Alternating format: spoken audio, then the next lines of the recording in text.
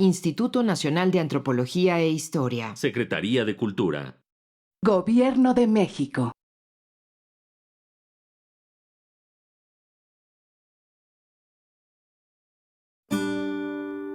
Su sustancia está hecha de evocación, recuerdo, rememoración y de lo que toma del porvenir. Porque es una parte fundamental de nuestra identidad. Somos nuestra memoria. El programa del INA que nos lleva de viva voz con los especialistas. Muy buenos días, esto es Radio INA, la Secretaría de Cultura y el Instituto Nacional de Antropología e Historia los invitan a acompañarnos en la emisión de la serie Somos Nuestra Memoria. Yo soy María Elisa Velázquez, soy directora de Etnohistoria en el instituto y en esta ocasión estamos de manteles largos porque contamos con la presencia de la investigadora Lourdes Suárez Díaz, que ha trabajado por muchos años el tema de conchas y su importancia en la cultura mexica. ¿Qué tal, Lourdes? Nos da muchísimo gusto que hayas aceptado estar con nosotros para platicarnos de todas estas maravillas que tú has estudiado e investigado sobre conchas y sobre caracoles. Claro que sí, con mucho gusto. Antes de empezar con las preguntas, voy a hacer una muy pequeña semblanza de tu trayectoria. Tú eres licenciada en Arqueología de la ENA, tienes una maestría en Antropología en la UNAM y un doctorado en Antropología también de la UNAM. Actualmente Lourdes es investigadora de la Dirección de Etnohistoria del INA y ha tenido muchas distinciones y premios. No me voy a detener mucho porque si no nos estamos todo el programa hablando de las distinciones, pero por supuesto pertenece al Sistema Nacional de Investigadores, nivel 2, es profesora investigadora emérita del INA, ha tenido el premio Maestro Rafael Ramírez de la SEP, Rey Juan Carlos I de España, es hija predilecta de Juchitepec en el Estado de México, y premio Coatlicue a la mujer más distinguida del año 2012. Además, premio Mariano Altamirano de 40 años de docencia y reconocimiento por 40 años de trabajo en la investigación en el INA. Y bueno, los temas principales de investigación de Lourdes son las técnicas prehispánicas en los objetos de concha, análisis de las funciones de las conchas en las culturas del México antiguo, el estudio del material onquiológico, conquiológico, que luego nos explicará Lourdes qué es, plasmado en los códices mesoamericanos del Altiplano de México, ¿no? Y bueno, tiene varias publicaciones, Lourdes, Conchas y Caracoles, de la colección Carrasco, desde 1971, El Corazón de Copil, con Bárbara Dahlgren, también una gran etnohistoriadora, Emma Pérez Rocha, que también trabaja en nuestra dirección, Perla Valle, Conchas Prehispánicas de México, Conchas y Caracoles, ese universo maravilloso, y en fin, como les decía al principio, no me voy a detener en el currículo de Lourdes porque nos estamos todo el programa. Entonces vamos a empezar con la entrevista, Lourdes, muchas gracias. Para comenzar, a ver, platícanos un poquito, ¿cómo surge tu interés sobre este tema? O sea, ¿por qué te empiezas a interesar en las conchas y los caracoles, Lourdes? Pues mira, hace muchos años, ya no me acuerdo cuántos, yo estaba ya terminando mi carrera y era yo alumna del maestro José Luis Lorenzo, y a él le avisaron que en la fresa que se estaba haciendo en el Balsas había muchas cosas de cerámica y de eso, que fuera a ver, ¿no? Entonces fue él con el geólogo, Rafael Márquez, que después se casó conmigo. Bueno, ahí lo pesqué en el monte, ¿no? Y luego nos llevó a todos los que trabajamos con él y que estudiábamos con él, pues a hacer las excavaciones. Era pues un lugar donde hacía un calor Cuando tenías frío, tenías 39, 40 grados. Y cuando tenías de veras calor, tenías 52 grados. Entonces, pues no todos aguantaron, pero hay 4 que nos quedamos.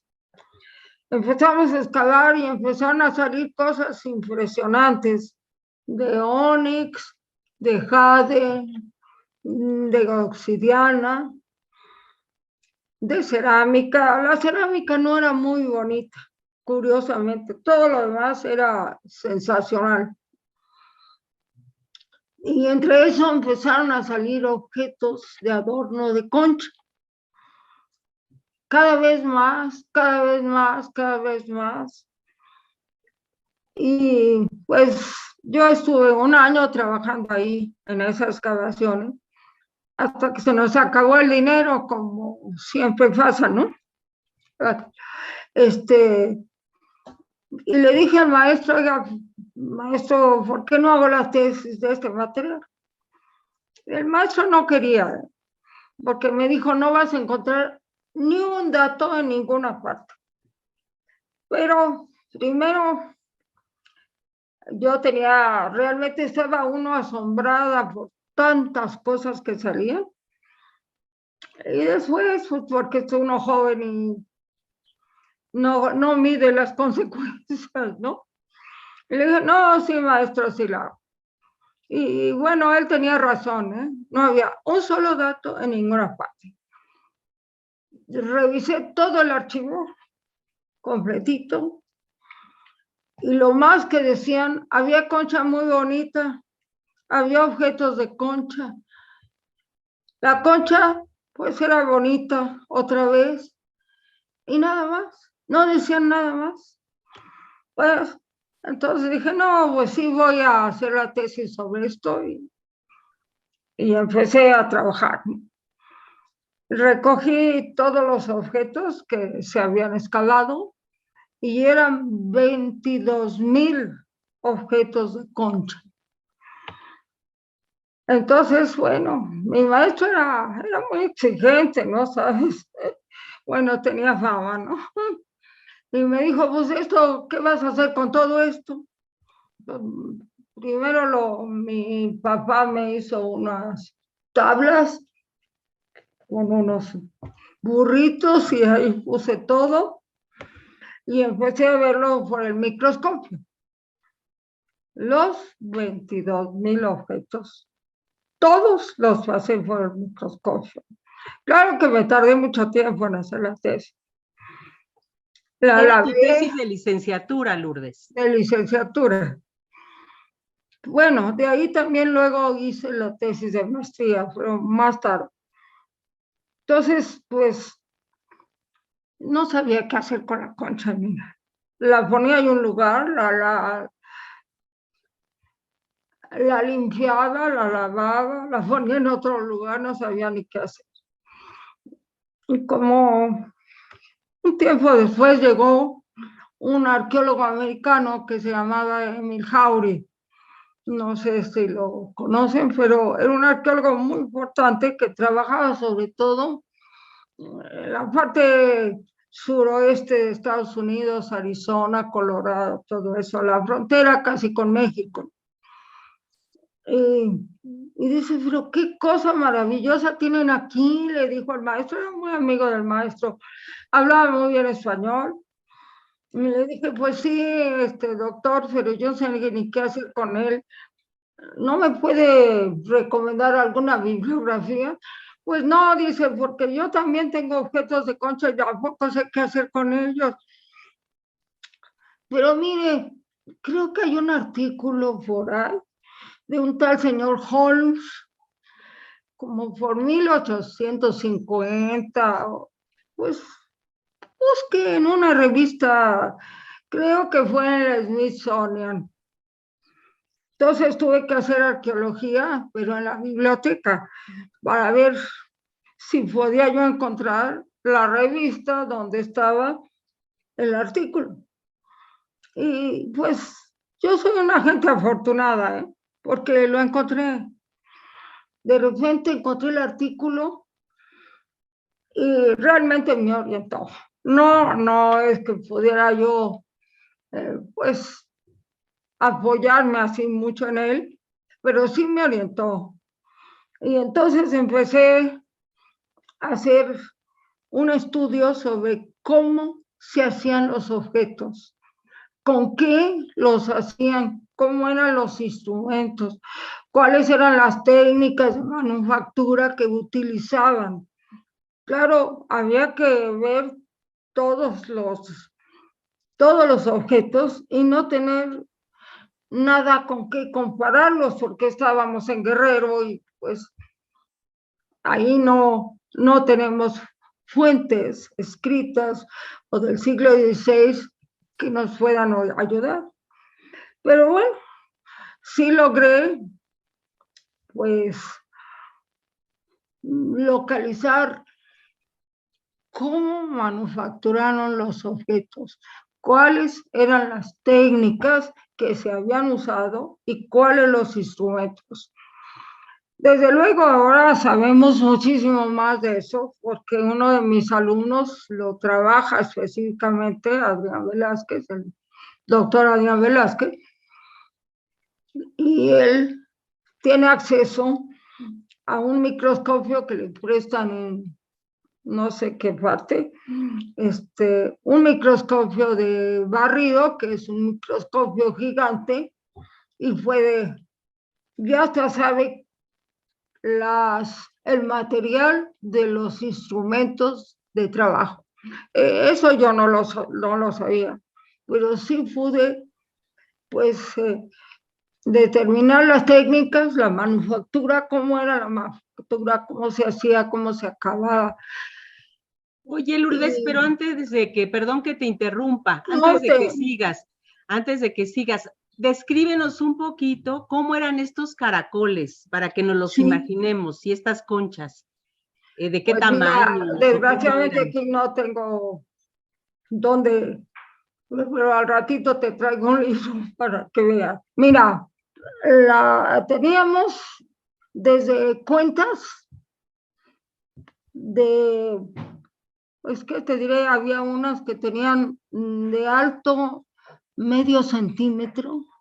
Imagínate el agujero de qué tamaño era, ¿no? Así que había todo que hacerlo en el microscopio. Montones de cuentas. Y primero pensamos que todos eran collares, ¿verdad? Ya con el tiempo, pues, he ido viendo que los pueblos indígenas no hacían tantos collares como nosotros, porque pues, nosotros estamos un poco influenciados por la cultura egipcia y todo eso, que lo cosían a la ropa. Qué bonito, o sea que entonces cosían los caracoles y las cosían los caracoles.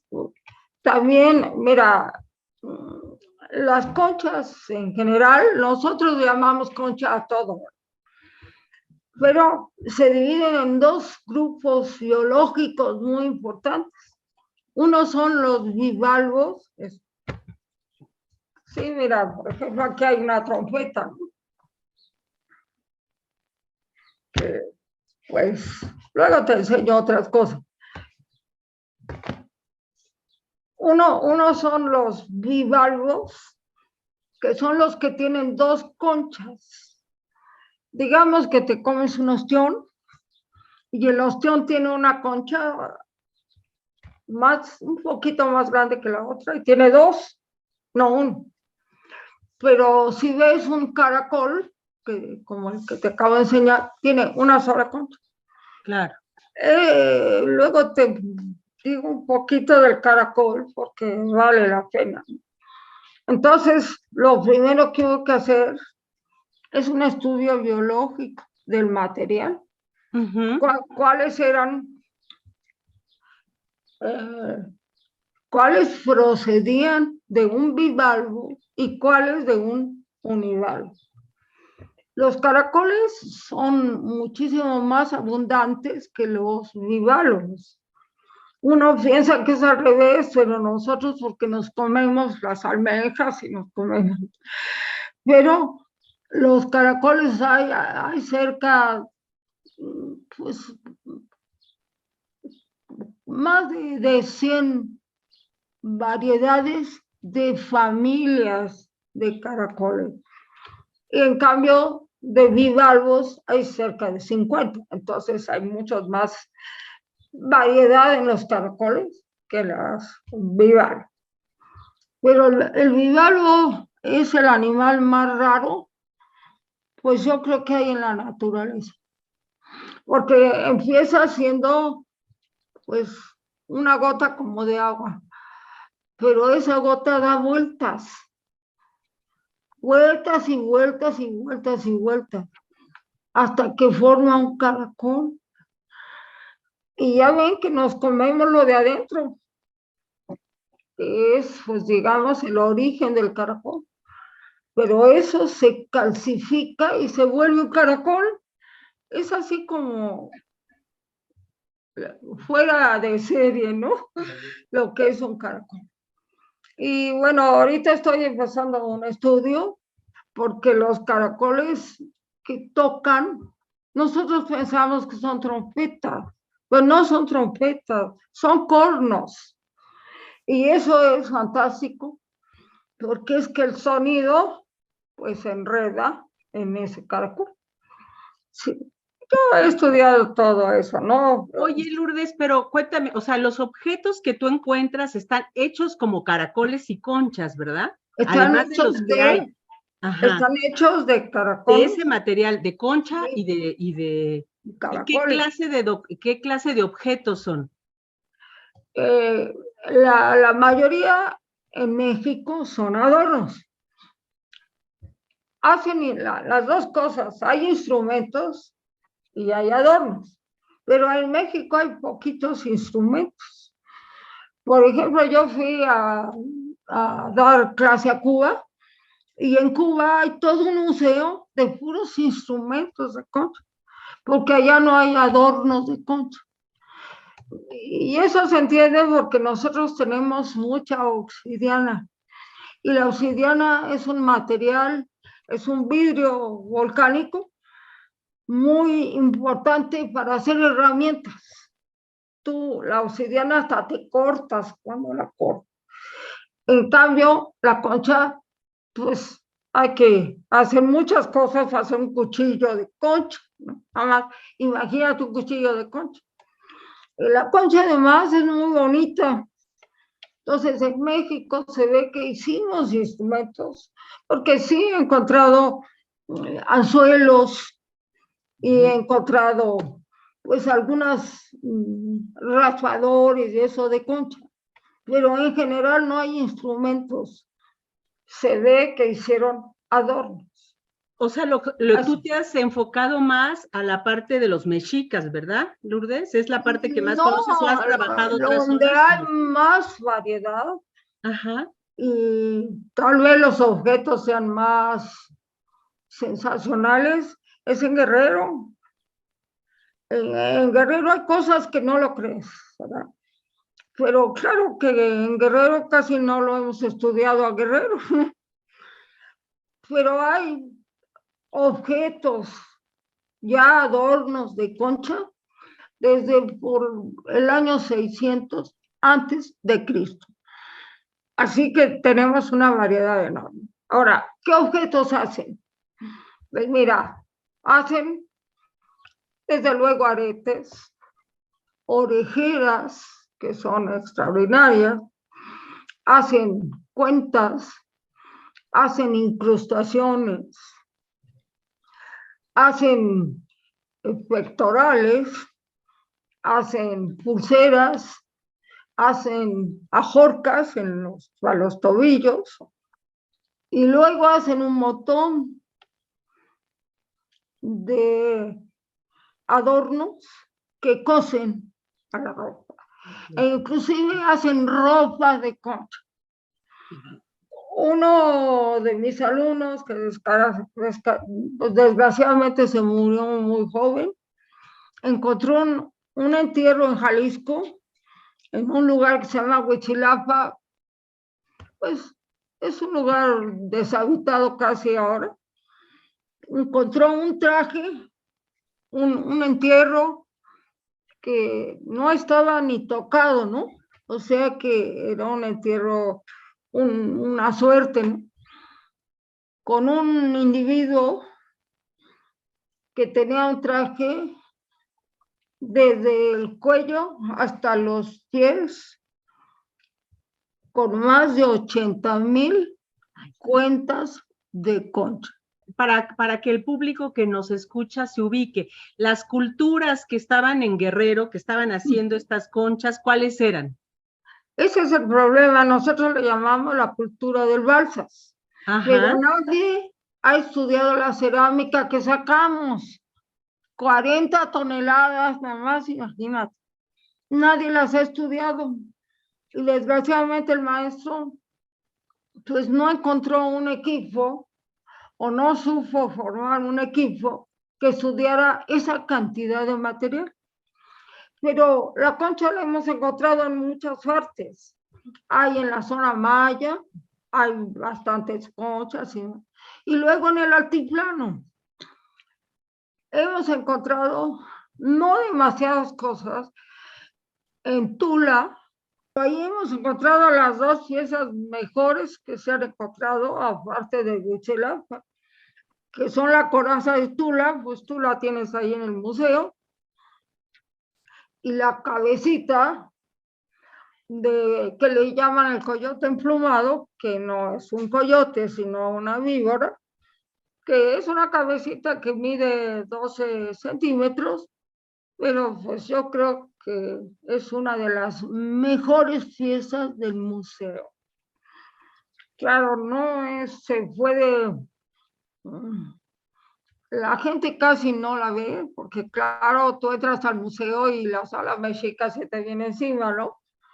Pero esa pieza es bonita. ¿Esa pieza dónde está, Lourdes? En la sala tolteca. En la sala tolteca. Ajá. Sí, ahí está en la sala tolteca. Yo acabo de mandarle un artículo a Fati.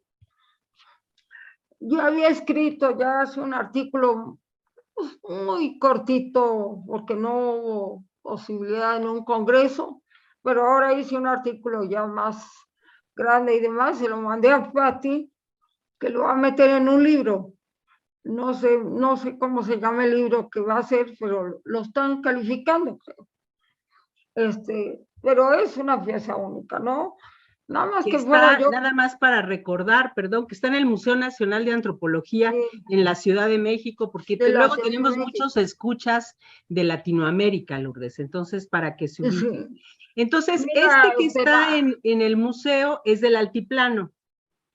Es de Tula. Es de Tula. Se encontró en Tula. La coraza también se encontró en Tula. Y si escalamos bien Tula, pues tal vez veríamos que hay muchas más cosas de concha, porque esas dos son dos joyas desde el punto de vista técnico, desde el punto de vista estético y sobre todo desde el punto de vista simbólico, porque bueno, yo al principio estudié las técnicas, hasta hice un libro con las técnicas, ¿no? Mi segundo libro es de las técnicas específicamente. Después hice una tipología con los 22,000 objetos que tenía. Y pues lo tengo reeditado. Bueno, las técnicas se reeditaron, pero como ya Adrián siguió haciendo muchos más trabajos, bueno, ya mejor leemos a Adrián Velázquez y no lo usaron. Pero la tipología, nadie ha vuelto a hacer una tipología, entonces se usa la mía a todos lados, porque no hay otra. No es que sea una maravilla, pero pues, es una tipología abierta, donde caben los objetos que yo encontré y cualquier otro objeto que encuentres, puedes clasificarlos en esa tipología.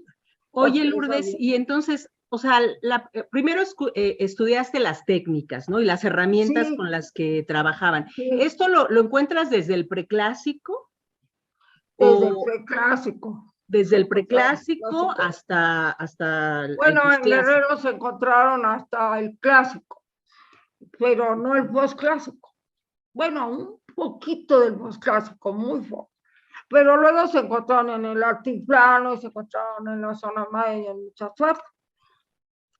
Y tú Pero claro, encuentras que son mucho para ornamento, pero también encuentras que tienen un uso ritual, que hay bueno, un uso mira, ritual. yo al principio te pantalla la concha y dices, ay, qué bonito, ¿no? Pero los pueblos prehispánicos no la usaban nada más como ornamento.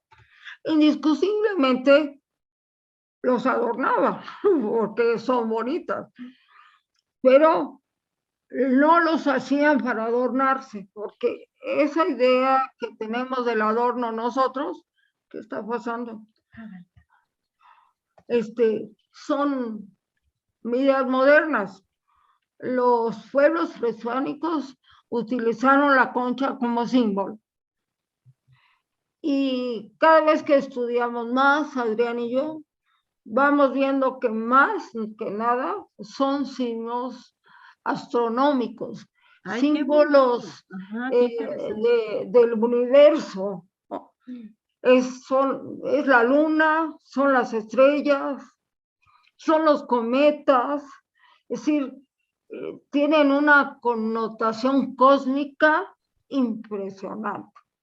Entonces, el objeto de los pueblos prehispánicos de hacer cosas de concha no era que fueran bonitas, no era que adornaran tu traje, no eran un motivo en sí de adorno, aunque adornen, porque pues adornan, ¿no? Es igual que la gente que tiene ojos bonitos, son bonitos, pero la función de los ojos no es que sean bonitos, ¿verdad? Pues esto es igual, ¿no? La concha va a dar, con el tiempo fuimos viendo que la concha tiene una información impresionante. Para empezar, los objetos más impresionantes que se encontraron en Guerrero están adentro en la sierra, no están en la costa. Luego encontramos en el altiplano, bueno, en Tula, es donde se encontraron estos dos objetos extraordinarios. Pues Tula de la costa está a muchos kilómetros, ¿no? Si tú te vas desde, bueno, Tula, tú sabes dónde está, pero digamos que está no junto a Pachuca, pero a la altura de Pachuca. Para llegar a la costa, pues necesitas 500 kilómetros, Claro. o 450 o algo así. Entonces, de repente encontramos cosas en Nayarit, encontramos, bueno, eso lo encontró un arqueólogo americano, encontró un entierro con 100 trompetas que estaban decoradas al fresco. Pero si estaba en Nayarit, ¿qué estaba haciendo en Nayarit? Y dices, bueno, pues se los trajeron de la costa pacífica. No, todos los trompetas que se encontraron son del Caribe. Entonces, sí, imagínate lo que es traer del Caribe la materia prima hasta Nayarit. O sea, que nos habla de una circulación muy vasta, ¿no? Durante el periodo. La función de la concha también era el comercio. Sí, hay un intercambio entre el altiplano, entre el centro de México y la costa, provocado por la concha. Se comerciaba, se usaba como, pero no se usaba como trueque, sino se usaba para comprar, ¿o qué? No, pues en esa época no se compra nada, todo se intercambia. Seguramente trueque. Del centro se llevaban cosas, pues sobre todo de obsidiana, de piedra, es decir, y se intercambiaban con la concha. Oye, Lourdes, y en estos los ornamentos de concha que ustedes localizaron, ¿pertenecían alguna clase social en particular? ¿Ustedes asumen que es una Bueno, clase, eso o te sea, iba no a se decir. usaba entre todas las personas? Además, tiene una función social. Marca el escalón social al que pertenecen. Por ejemplo, los militares, no todos podían usar el mismo collar.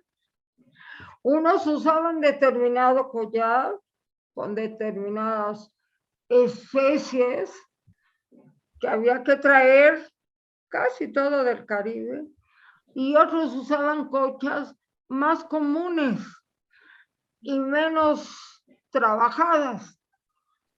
Es decir, era un marcador social. No todo el mundo podía usar ornamentos de concha. Tenían que ser determinada clase social, generalmente las clases altas. Pues también usaban concha las clases bajas, los campesinos, ¿no? Bueno, no son clases bajas, son campesinos, ¿no? Pero usaban conchas sin trabajar. Les hacían una perforación y se colgaban en una concha. Entonces sí es un marcador social. Tiene esa función. Claro. Pero como es un marcador cósmico, pues realmente una cosa importantísima dentro de la religión mesoamericana. Claro. Vamos a recordar que estamos a la mitad de nuestro programa, Lourdes. Les recordamos que el tema en esta ocasión, les recordamos que estamos de manteles largos en Radio INA, porque estamos entrevistando a Lourdes Suárez, que nos está hablando de conchas y su importancia en las culturas prehispánicas. Y Lourdes Suárez es investigadora de la Dirección de Etnohistoria y estamos pues disfrutando muchísimo esta conversación sobre las conchas y su importancia, sobre todo en la cultura mexica. Quizá podemos hablar un poquito ya de eso, Lourdes. O sea, sí, ¿qué pasa con qué pasa con estas conchas en la cultura mexica? Pues mira, los mexicas, déjame quitar esto, es que en mi computadora sale otra cosa, ¿no? Mira, los mexicas eran un pueblo que tenían un comercio muy grande, pero yo he podido constatar que tenían rutas de comercio formadas gracias a la concha, porque tenían que ir por determinadas especies que solo se dan en un lugar. Hay una especie de concha que solo se da en la bahía de Banderas y se encuentra en el altiplano, o sea, se encuentra entre las costas mexicas. Entonces, se ve que la concha la utilizaron mucho como un marcador comercial. Ahora, los mexicas también la metieron dentro de su cosmología, puesto que la utilizaban en los adornos del atavío de los dioses. Yo he escrito muchas cosas sobre eso, Adrián también, porque marcaba, bueno, los ornamentos de determinado dios que lo hacían único. Por ejemplo, vamos a hablar un poco de Quetzalcóatl. Ajá. Bueno, no de Quetzalcóatl nada más, sino de la trilogía, ¿verdad? Ya ves que la Quetzalcóatl, Hécatl y Xolotl es una trinidad, es una trilogía, es el mismo dios desenvuelto. Y ese es el que usa pues casi más ornamentos de concha, ¿no? Para empezar, en una de las representaciones de Hécatl trae una concha en el sombrero de ocelot. Después traen una pechera de ocelote generalmente, y rematada por caracoles cocidos de una especie que se llama oliva o olivela. Es decir, nosotros hemos podido checar, sabemos la familia biológica. Después traen un pectoral. El de Quetzalcóatl se llama el Ejecacosca. Trae el nombre del otro dios, pero lo usan los tres. Es un caracol muy grande del Caribe que se ha cortado en la esfera, ¿no? Que se ha cortado, mira, por ejemplo, que se ha cortado, déjame tantito el libro, ¿no? Ajá. Aquí, Ujú. y se ha aprovechado esta parte, porque tiene protuberancias, como tú ves, tiene protuberancias. Aquí no. Sí, sí. Y eso al cortarlo parece una estrella. Entonces, es un pectoral el que está hablando del cielo, del universo, ¿no? De las estrellas, ¿no? Aparte, trae una orejera. Es una orejera extraordinaria de concha. Y a veces, en algunas representaciones, carga en su bastón de mando la representación de la noche. El bastón de mando es negro con las incrustaciones de concha, que son las estrellas. O sea que es un dios, es una trinidad que está directamente conectada con el cosmos. Y claro, esto es una cosa importantísima, porque pues, los mexicas conocían entonces una cantidad de información astronómica que no tiene pues, paralelo más que en la época moderna, que disponemos de una tecnología que ellos no tenían. ¿Con qué pudieron hacer esos estudios astronómicos que después van a reflejar en muchas cosas, entre ellos la concha? ¿Cómo Oye, le Lourdes, hicieron? ajá. Perdón, es que esto me gusta, me parece muy interesante, esta parte de la relación del marcador cósmico, o sea, de lo que significan estas conchas para la parte del estudio cósmico en las deidades, ¿no?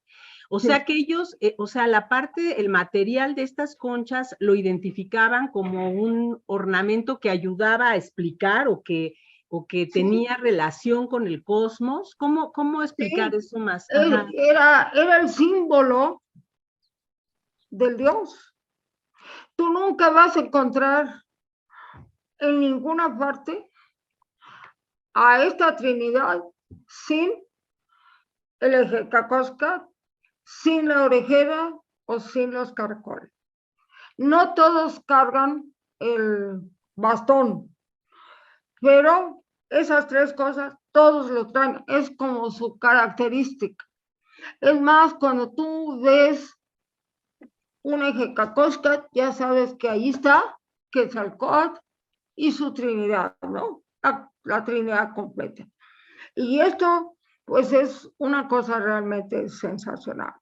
¿Por qué? Pues porque Quetzalcóatl es el dios, pues, que crea al hombre.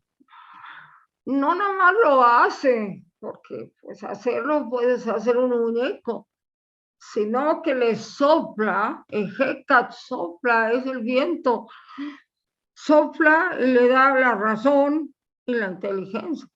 Entonces, pues eso es algo único, ¿no? Que tiene precisamente este Dios.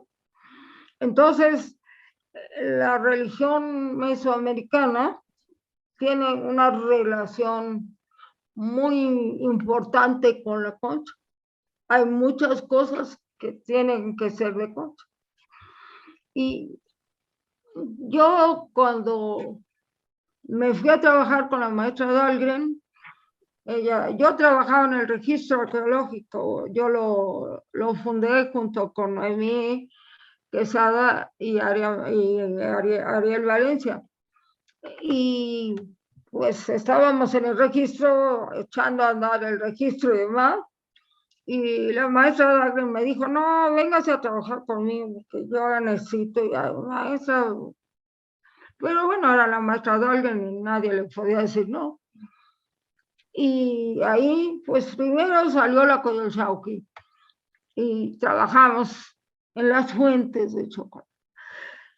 Y entonces yo descubrí que había una información sensacional en las fuentes de la Concha, ¿no? Yo no, pues como soy arqueóloga, pues nomás estaba en el material arqueológico.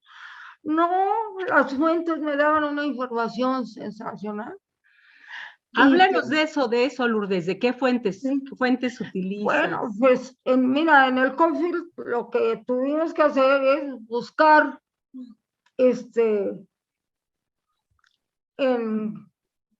no me acuerdo si fueron 15 o 17 cronistas del siglo XVI y principios del XVII que hablaran del Templo Mayor para ver dónde situábamos a la Coyolxauhqui. Pero yo después dije, bueno, pues esto mismo, ¿por qué no lo aplico a la Concha, no? Voy a buscar qué dicen estos cronistas de la Concha.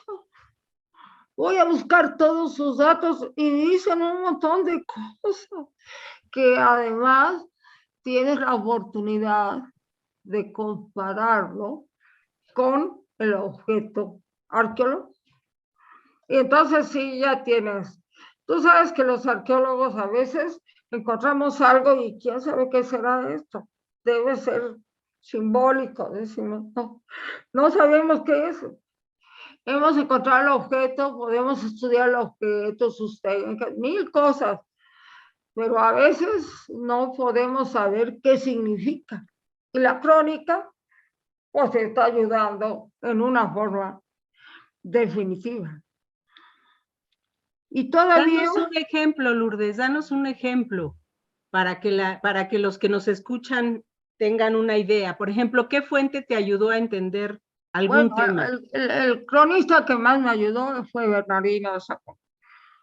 Al grado de que escribí todo un libro sobre la información que él trae. Y él, pues, por ejemplo, habla del pectoral y te dice todo lo que significa el pectoral.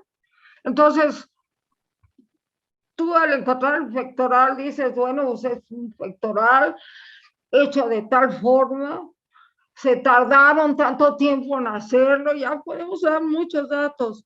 Lo hicieron con tales instrumentos, tenían un taller de concha, todo, hasta ahí. Pero, ¿qué significa? Bernardino de Sahagún no lo está diciendo, ¿no? Porque, bueno, esto significa, bueno, que Quetzalcóatl está presente, este Dios creador.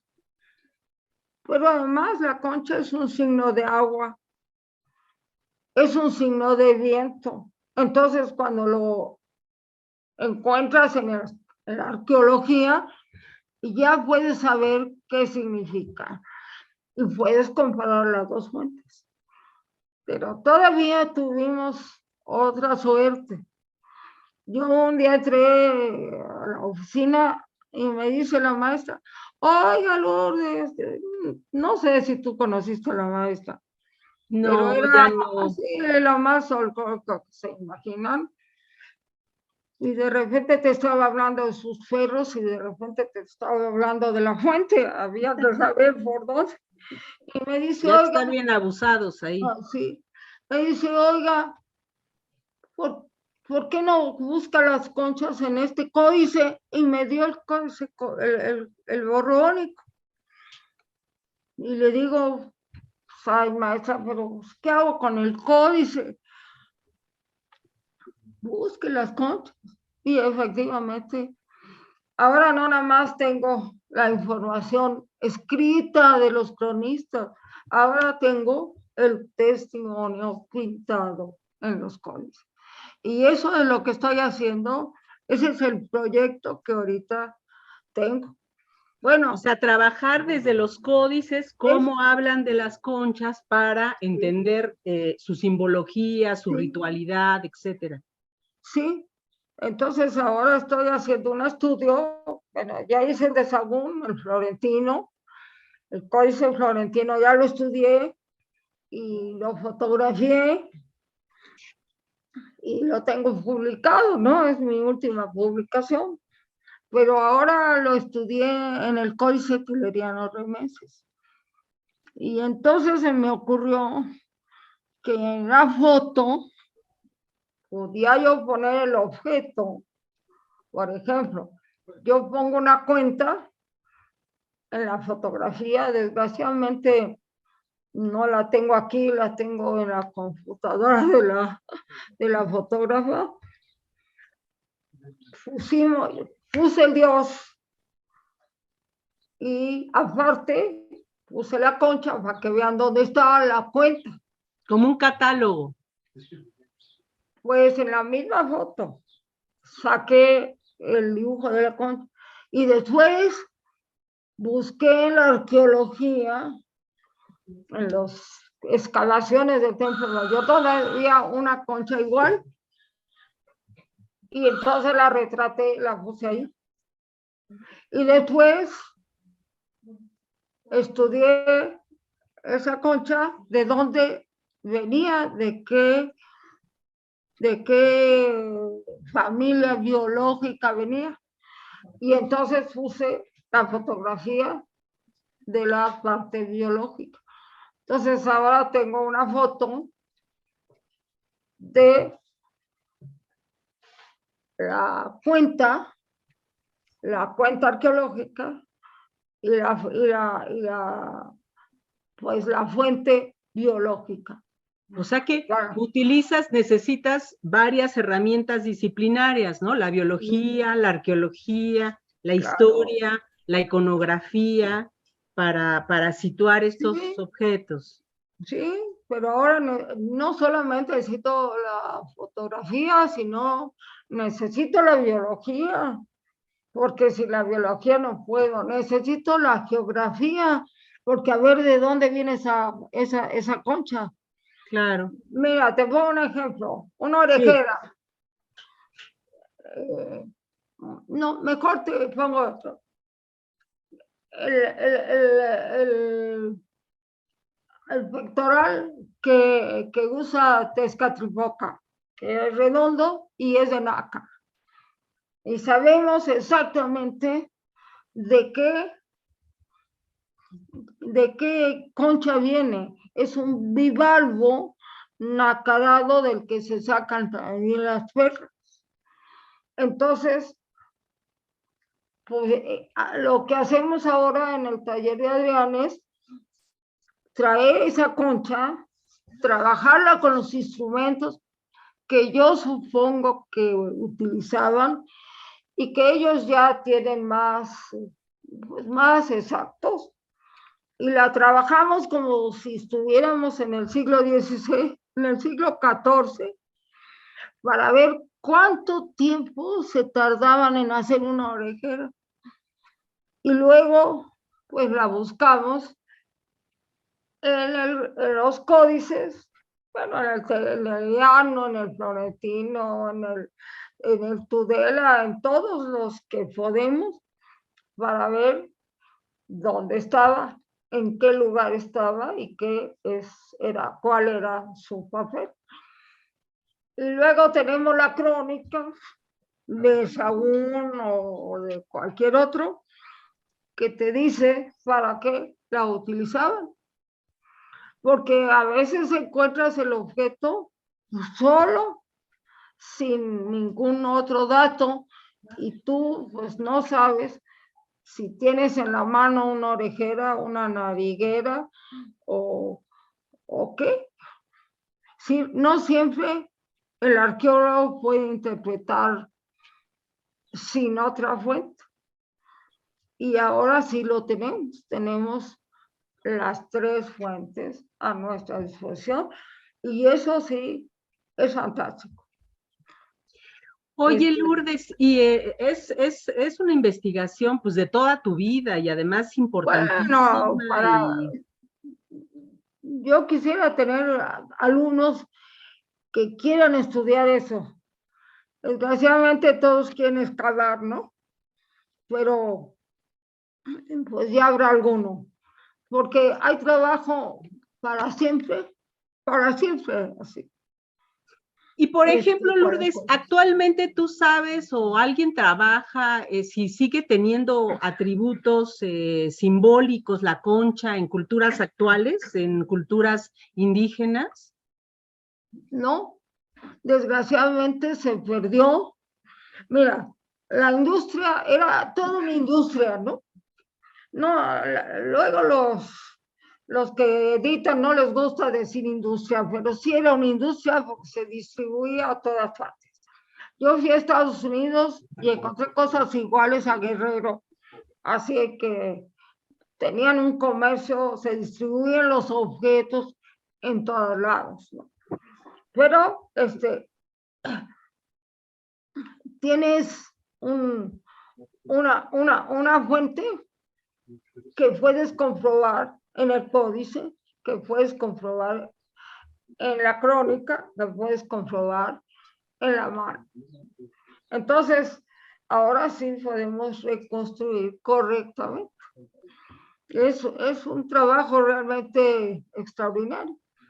Y esto, pues, puede prolongarse para siempre, porque de aquí a que estudiemos todos los códices, y bueno, ahorita en el Templo Mayor se están sacando muchas cosas nuevas, pero en otras partes también, claro, como estamos entre los mayas, ¿verdad? Decías que también ahí también debe de haber toda una gran cantidad.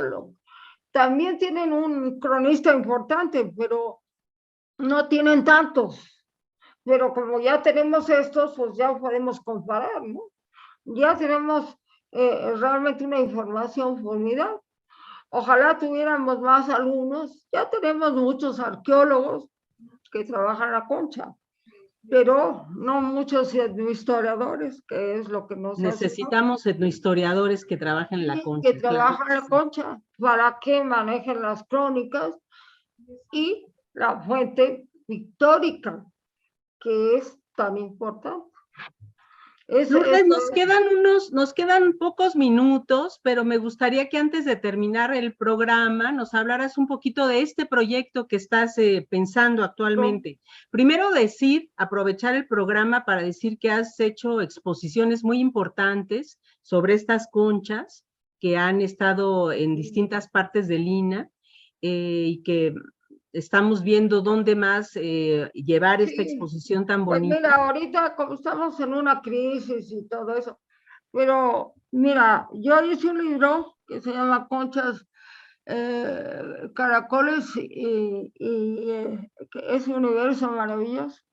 Y de ahí hice grandes las fotos, le dije a mi fotógrafa, Marta López, pues que ya no más es mi fotógrafa, es mi amiga, que vamos a hacerlas grandes y vamos a difundir, porque la investigación sin difusión no sirve para nada, ¿no? Así es. Entonces, yo he difundido las conchas mediante esa exposición, he puesto 22 exposiciones, pero las llevé a Grecia, las he llevado a Nueva York, y yo tuve una respuesta en Nueva York que realmente fue sensacional, porque la llevaba yo para 20 días y se estuvieron 6 meses. Y en Nueva York había que pagar el seguro porque llevé las piezas. Entonces, la Universidad de North Island pagó todo. 6 meses y el seguro es una cosa muy cara. Sí. Y una cosa que había que negociar y los mexicanos no hemos sabido negociarlo, pero eso te lo cuento otro día. Porque, Muy bien. Eso es muy importante, saber que el público sepa que hay una claro, exposición que seguramente pueden encontrar información en la mediateca sobre tus libros, además. Y háblanos unos minutos sobre el proyecto que estás haciendo ahorita, del que ya sí, nos estabas hablando, pero un poquito sí. más. Cuéntanos. Mira, yo empecé este proyecto, pues, ya te digo, porque la maestra de alguien me abrió el camino, ¿no? Entonces, estudié el Florentino, los primeros memoriales, porque pues aún tenía mucha información, además, en la fuente escrita, ¿no? Este, y ahora, pero lo que quiero es hacer una serie. Claro, no la puedo hacer yo porque ya me tengo que morir un día de estos, porque ya tengo 94 años. Y entonces, digamos que estoy haciendo el segundo, porque hasta le puse al Saúl un 1 para que este sea el 2. Y yo espero poder, ahorita ya metí un proyecto para estudiar el borbónico, porque te voy a entregar el Teleriano el mes que entra. Ya lo tengo listo, ¿no? Entonces te lo voy a entregar el mes que entra. Entonces, ese es un proyecto que se puede prolongar años, pero claro, si yo pudiera tener más colaboradores en esto, pues podríamos abarcar más campo. Ahora, pues yo dejo el camino abierto para el futuro, ¿no? Porque el que quiera seguir estudiándolo, lo puede hacer en otro códice. Yo ya le dije, ¿cómo? Claro, o Entonces, sea, que has propuesto toda una metodología, Lourdes, para exactamente, trabajar este tema, que es una de sí, las, bueno, tienes varias aportaciones, haber empezado a trabajar este tema, encontrar la función, el simbolismo, la iconografía, pero además un método, ¿no? Una forma de estudiarlo. sí, exactamente. Y entonces, pues ya yo dejé una tipología arqueológica y ahora pues dejo el campo abierto ya hice una tipología en los códices, lo tengo publicado en un libro, se llama La joyería de concha de los dioses mexicas. Es importante pues que los arqueólogos incluyan en su carrera las crónicas, tanto las escritas como las pictográficas, porque cuando yo estudié la carrera no lo había. No sé ahora cómo está, pero sí es una sugerencia que no se puede, en México tenemos la oportunidad de tener crónicas, entonces, porque en otras partes no puedes, no hay, pero sí tienes ahora una posibilidad de hacer el trabajo completo. Claro que Este, sí. el trabajo más seguro y más completo, ¿no?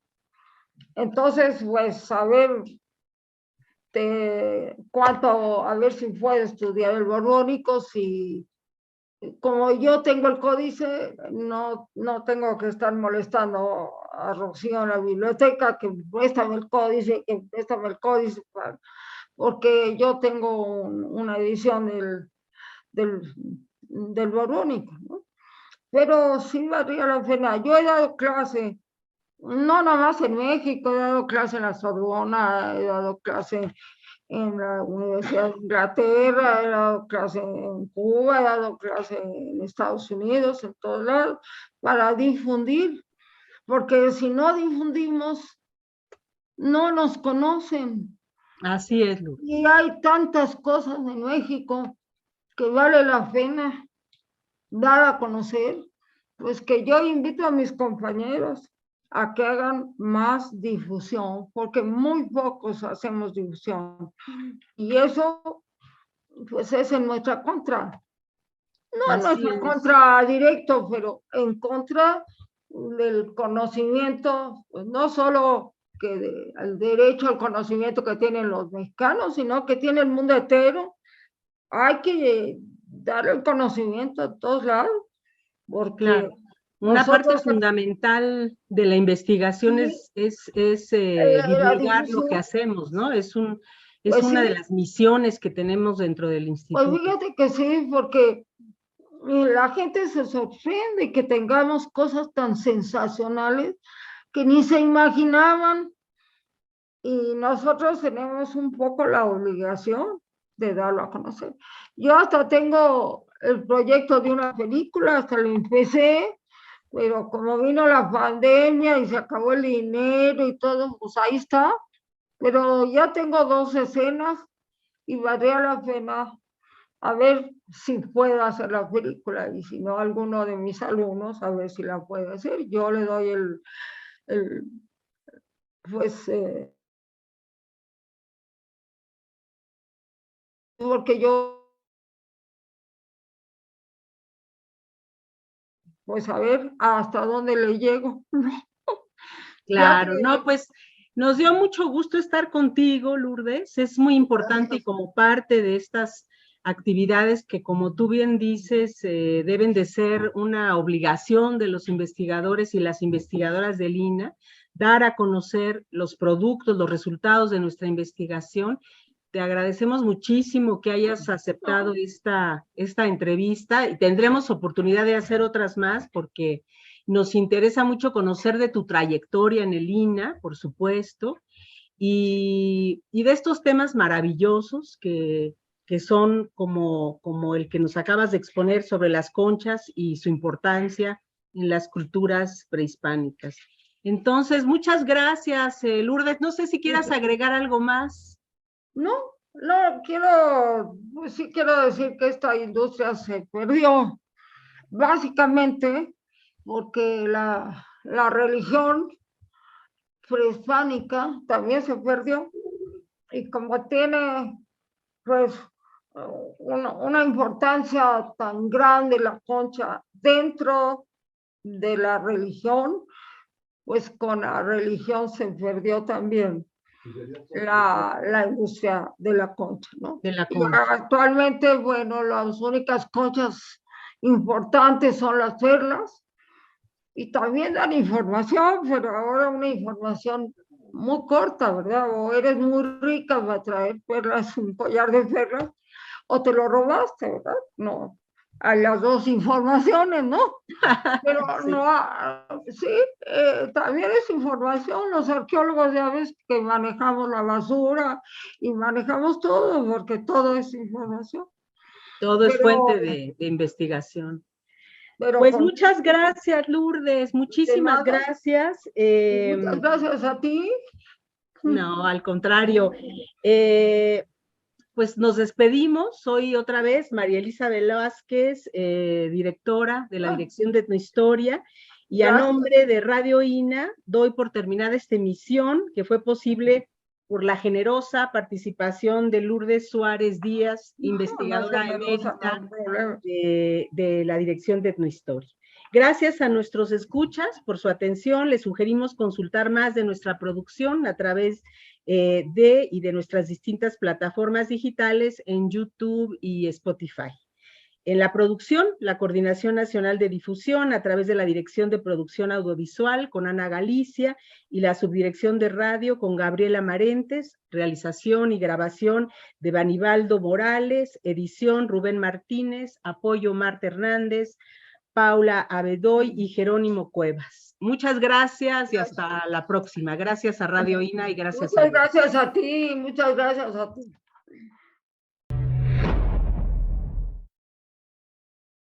Las opiniones y comentarios aquí expresados son de entera responsabilidad de quienes proporcionan la información y no representan necesariamente las opiniones de Radio INA ni comprometen el pensamiento editorial del Instituto Nacional de Antropología e Historia.